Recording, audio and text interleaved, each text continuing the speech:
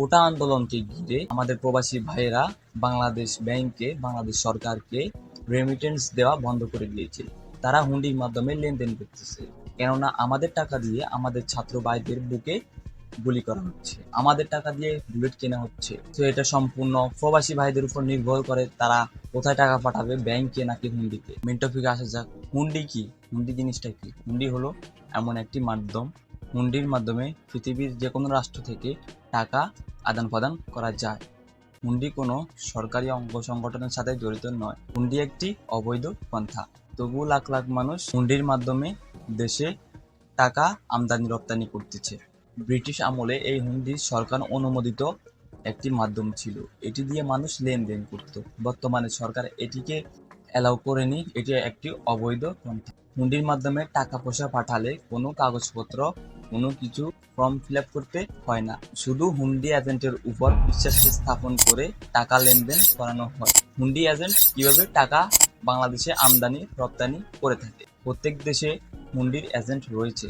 ধরুন আমি লন্ডনে ১,০০০ কোটি টাকা দিয়ে একটি বাড়ি কিনবো, আমি যখন ব্যাংকে যাব তখন ব্যাংক থেকে আমাদের এটি একসাথে এত টাকা বাংলাদেশ থেকে পাচার করতে দিবে না, কিন্তু হুন্ডিতে পাচার করা যাবে। ধরুন আপনি লন্ডন রয়েছেন, আপনি ওখান থেকে আপনার স্ত্রী বা আপনার পরিবারকে টাকা সেন্ড করতে চান বা টাকা পাঠাতে চান, আপনি ওই দেশের হুন্ডি এজেন্টের সাথে কথা বলে তার কাছে আপনার সেই কাঙ্ক্ষিত টাকাগুলো দিয়ে দিবেন। ওই হুন্ডি এজেন্ট বাংলাদেশে বসে থাকা আরেকজন হুন্ডি এজেন্টকে বলে দেবে, এই লোক এত টাকা দিয়েছে, home address details, full details ফোনের মাধ্যমে দিয়ে দেয়।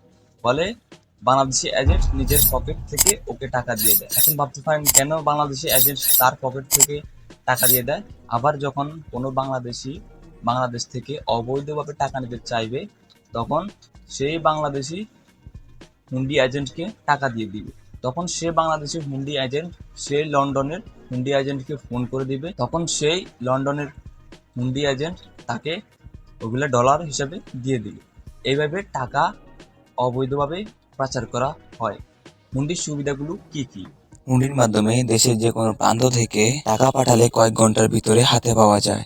আপনি যখন বাংলাদেশ সরকার ব্যাংকে ১০০ টাকা পাঠাবেন বিদেশ থেকে, বাংলাদেশ সরকার এখান থেকে ৫ টাকা কেটে নিয়ে আপনার পরিবারকে ৯৫ টাকা দিবে, এবং সাথে তো কাগজ ফর্ম ফিল আপের ঝামেলা রয়েছে। বাংলাদেশ ব্যাংকে যখন আপনারা টাকা পাঠাবেন তখন অনেক হয়রানি হতে হয়, এদিক সেদিক দৌড়াদৌড়ি করতে হয়, ফলে আমরা টাকা অনেক দেরিতে পেয়ে থাকি। একসময় দিন লেগে যায়, সপ্তাহ লেগে যায়, অনেক সময় লেগে যায়। হুন্ডির মাধ্যমে আপনারা কয়েক ঘন্টার ভিতরে আপনাদের টাকা হাতে পেয়ে যাবেন বিদেশ থেকে।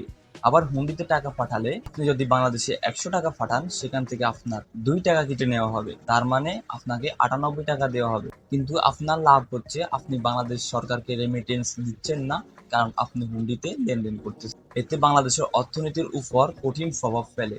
হুন্ডির অসুবিধা, হুন্ডি একটি অবৈধ পন্থা। হুন্ডির মাধ্যমে লেনদেন করলে অনেক সময় প্রতারণার শিকার হতে হয়, কারণ এখানে কোনো কাগজপত্র থাকে না। ফলে হুন্ডি কর্মকর্তারা আপনার শখের টাকা মেরে দিলেও আপনি কেস আদালত করতে পারবেন না। আপনি কেস আদালত করতে গেলে আপনি নিজেই ফেঁসে যাবেন। So be careful. এটি একটি আইনগত অপরাধ।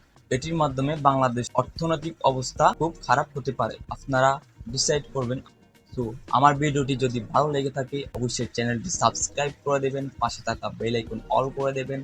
ভিডিও ভালো লাগলে ভিডিওতে একটি লাইক করে দেবেন, আর অন্য কোনো সোশ্যাল মিডিয়া থেকে দেখে থাকলে আমার চ্যানেলটিকে ফলো করে দেবেন।